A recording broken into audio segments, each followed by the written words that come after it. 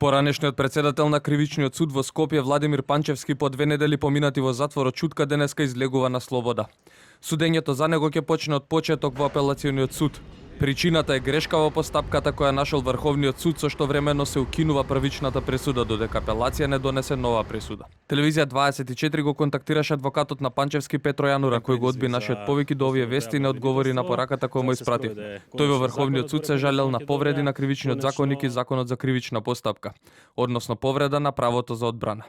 Овој суд констатира дека со тоа што апелациониот суд Скопје при постапувањето по жалбите донел пресуда на нејавна седница за која осудениот не бил известен, иако тој тоа го барал во поднесената жалба и при тоа не навел релевантни и доволно образложени причини за таквиот начин на постапување, сторил повреда на правото на одбрана. Решението пак веќе е стигнато во затворот во Шутка, со што нема пречки експредседателот на Скопска единица во текот на денов да биде пуштен од затвор.